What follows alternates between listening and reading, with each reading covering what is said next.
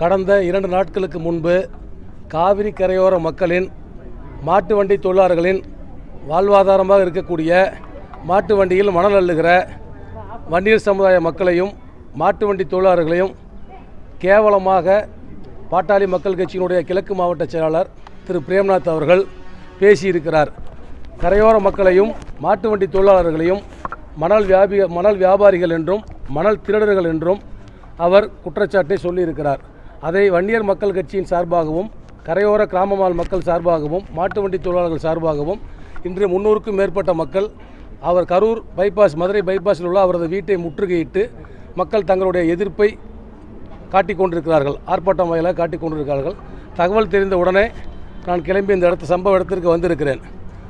தொடர்ந்து வன்னியர் சமுதாய மக்களையும் மாட்டு வண்டி தொழிலாளர்களையும் இதுபோல் அவமூத்தி பேசக்கூடிய பிரேம்நாத் அவர்கள் தன்னுடைய போக்கை நிறுத்தி கொள்ள வேண்டும், பொதுவெளியில் பகிரங்கமாக மன்னிப்பு கேட்க வேண்டும் என்கின்ற கோரிக்கையை இந்த நேரத்தில் மக்கள் சார்பாக பத்திரிகை தொலைக்காட்சி நண்பர்களிடத்தில் நான் தெரிவித்துக் கொள்கிறேன்.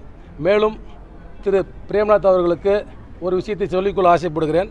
அவர் கரூர் மாவட்டத்தினுடைய முன்னாள் அமைச்சர், திமுகவினுடைய இந்நாள் மாவட்ட செயலாளர், மேற்கு மண்டல பொறுப்பாளர் மரியாதைக்குரிய திரு செந்தில் பாலாஜி அவருடைய கைக்கூலி என்று என்னை விமர்சனம் செய்கிறார். அதற்கு இந்த நேரத்தில் உங்களுக்கு பதில் சொல்ல நான் கடமைப்பட்டிருக்கிறேன். நான் திரு செந்தில் பாலாஜி அவர்களை சந்தித்து 1 வருடத்திற்கு மேலாகிறது. அவரிடம் எந்த சிபாரிசுக்கோ பொருளாதார உதவிக்காகவோ போய் நின்றதில்லை. எங்கள் மக்களின் வாழ்வாதார பிரச்சனைகளுக்கு அவர் குரல் கொடுக்கிறார், ஆதரவாக நிற்கிறார் என்கின்ற ஒரே காரணத்திற்காக மட்டுமே நாங்கள் அவரை ஆதரித்து இந்த களத்திலே நிற்கிறோம். மேலும் இவரை போல உடுமலைப்பேட்டை வரை சென்று இந்த கொங்கு பிரேம்நாத் மாதிரி உடுமலைப்பேட்டை வரை சென்று கட்ட பஞ்சாயத்து நாங்கள் பண்ணுறதில்ல. அவர் காளியப்பனூர் மேட்டில் இருக்கிற வீட்டுக்கு பக்கத்தில் நீதிபதி ஒருத்தவங்க இருந்தாங்க. அவங்கக்கிட்ட அகராதி பண்ணி அவங்க வீட்டில் அளவுக்கு போய் இவர் மண்டிட்டு மன்னிப்பு கேட்டு வந்தவர். அதே மாதிரி இவர் முழு நேர குடியாரன்னு உங்கள்கிட்ட சொல்லியிருக்கிறோம். அந்த ஆதாரங்களை இந்த நேரத்தில் உங்களோட காட்ட சமர்ப்பிக்கிறோம். பாட்டாளி மக்கள் கட்சி ஒரு தலைவர் அன்புமணி அவர்கள் மதுவை ஒழிப்போம், புகையிலையை ஒழிப்போம் என்று சொல்லிக் கொண்டிருக்கிறார். அவர் கட்சியில் இருக்கக்கூடிய கிழக்கு மாவட்ட செயலாளர் திரு பிரேம்நாத் என்பவர் அதிகமான போதைப் பொருட்களை பயன்படுத்தியதன் விளைவாக திண்டுக்கல் இருக்கக்கூடிய விடியல் மருத்துவமனையில் மருத்துவ சிகிச்சை எடுத்த காட்சி இந்த போட்டோக்கள் பத்திரிகை தொலைக்காட்சி அன்பர்களுக்கு காட்டுகிறேன்.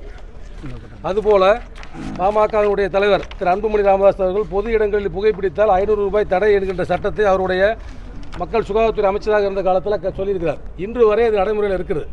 ஆனால் பாட்டாளி மக்கள் கட்சியினுடைய கிழக்கு மாவட்ட செயலாளர் பொது இடங்களில் எவ்வளோ அழகாக புகைப்பிடிச்சிக்கிட்டு எப்படி இருக்கார் பாருங்க. இவரை எப்படி அந்த கட்சியினுடைய தலைமை பொறுப்பில் வைத்திருக்கிறது என்பது எங்களுக்கு தெரியவில்லை.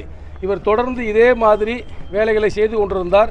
இங்கே இருக்கக்கூடிய மக்கள் அத்தனை பேர் மட்டுமல்ல, கரையோரத்தில் இருக்கக்கூடிய பலாயிரக்கணக்கான மக்களை திரட்டி கொண்டு நாங்கள் சென்னை பனையூர் சென்று பாமகவுடைய தலைவர் அன்புமணியை சந்தித்து இவர் குறித்து நாங்கள் நடவடிக்கை எடுக்க வேண்டி மனு கொடுக்க வேண்டியிருக்கு என்பதை நேரத்தில் தெரிவித்துக் கொள்கிறேன். மேலும் கரூர் மாவட்டத்தினுடைய திமுக மாவட்டத்தினுடைய செயலாளர், மேற்கு மண்டல பொறுப்பாளர், மரியாதைக்குரிய முன்னாள் அமைச்சர் திரு செந்தில் பாலாஜி மீது இவர்கள் தொடர்ந்து அவதூறு சொல்லிக் கொள்வதை இத்துடன் நிறுத்திக் கொள்ள வேண்டும். நான் கேட்பது, இவர் என்னை திமுகவினுடைய கைக்கூலி என்று சொன்னால் இவர் அதிமுகவினுடைய கைக்கூலியா? நன்றாக சிந்தித்து பார்க்க வேண்டும். என் மீது நிலமோசடி வழக்கு இருக்கிறது என்று சொன்னால் இவருடைய மாமா திரு MR விஜயபாஸ்கர் மீது நிலமோசடி வழக்கு இல்லையா? நானாவது கைதாகி 30 நாள் சிறையிலிருந்து கௌரவமாக வெளியே வந்திருக்கிறேன். இவருடைய மாமா முன்னாள் அமைச்சர் அதிமுகவுடைய மாவட்ட செயலாளர் மாதிரி நாங்கள் போய் கேரளாவில் தலைமறைவாக இருந்து 1.5 மாதம் திருச்சி மத்திய சிறையில் இருந்துட்டு வெளியே வரல. அதை புரிஞ்சுக்கணும். அதனால் பொது இடங்களில் அரசியல் அநாகரிகம் தெரியாமல் பேசி வரும் பத்திரிகை தொலைக்காட்சி நண்பர்களை மதிக்காமல் பொதுவெளியில் எப்படி நடந்து கொள்கிறோம் என்று கூட தெரியாத ஒரு முழு நேர குடிகாரனுக்காக இந்த இடத்துல நான் நிற்பதற்காக வெட்கப்படுகிறேன். என்னுடைய சமுதாய மக்கள் இந்த இனத்தின்பால் கொண்டிருக்கக்கூடிய அக்கறையினாலும் தங்களுடைய வாழ்வாதாரம் கெட்டுவிடக்கூடாது என்பதற்காகத்தான் இந்த இடத்துல நின்று கொண்டிருக்கிறார்கள். அவர்களுக்கு காவல்துறையால் இது அச்சுறுத்தல் ஏற்பட்டுவிடக்கூடாது என்பதற்காகத்தான் நாங்கள் வந்திருக்கிறேன் என்பதை இந்த நேரத்தில் தெரிவித்துக் கொள்கிறேன். மீண்டும் மாண்புமிகு திமுகவினுடைய மாவட்ட செயலாளர், முன்னாள் அமைச்சர், மேற்கு மண்டல பொறுப்பாளர் திரு செந்தில் பாலாஜி அவர்களை இவர் அவதூறு சொல்வதை நிறுத்திக் கொள்ள வேண்டும். அவரால் எங்கள் கரையோர பகுதி மக்களுக்கு கிடைத்திருக்கக்கூடிய பலாபலன்கள், பயன்கள் எண்ணற்றவை என்பதை இந்த நேரத்தில் தெரிவித்துக் கொள்கிறேன். அதனால் அவரை பற்றியோ மற்றவர்களை பற்றியோ இவர் அவதூறு பேசுவதை இத்துடன் நிறுத்திக் கொள்ள வேண்டும்.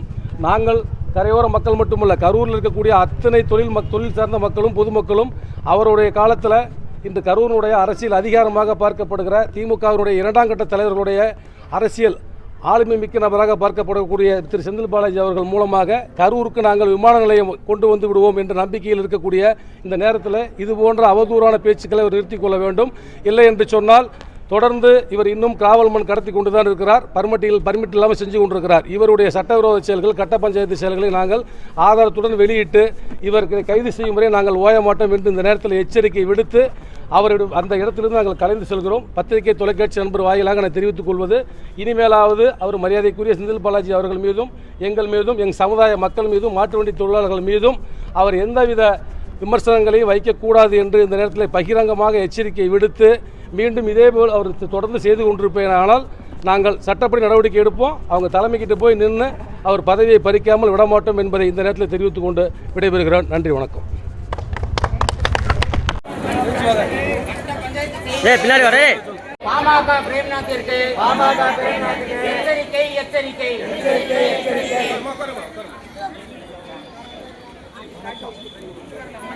பேட்டி கொடுக்கிறது.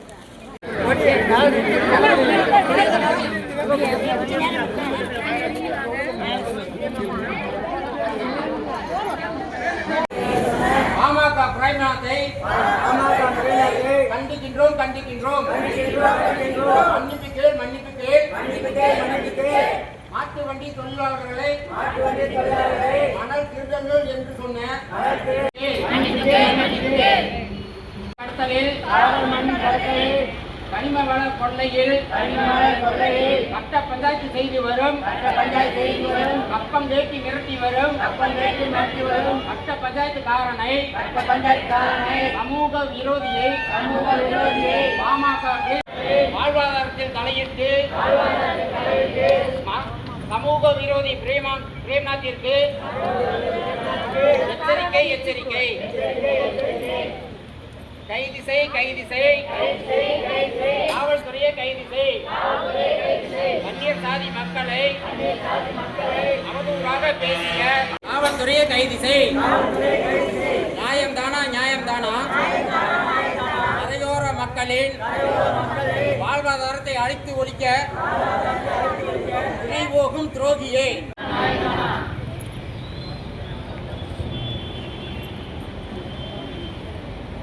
சக்தி படையாச்சி வாழ்கவே.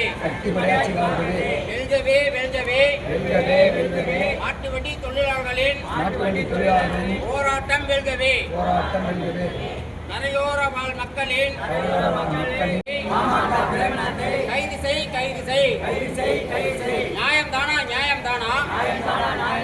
கரையோர மக்களின் வாழ்வாதாரத்தை அழித்து ஒழிக்க வன்னியர் சமுதாயம் வாழ்கவே. வாழ்கவே. சக்தி படையாச்சி வாழ்கவே. வெல்கவே. மாட்டு வண்டி தொழிலாளர்களின் போராட்டம் வெல்கவே. கரையோர வாழ் மக்களின் வாழ்வாதாரத்தை காத்திடும் காவல்துறையை கைது செய். வன்னியர் சாதி மக்களை வன்னியர் சாதி தலைவரை அவதூறாக பேசிய பாமக பிரேம்நாத்தை கைது செய். காவல்துறையை கைது செய். நியாயம்தானா கரையோர மக்களின் வாழ்வாதாரத்தை அழித்து ஒழிக்க துணைபோகும் துரோகியை கைது செய்.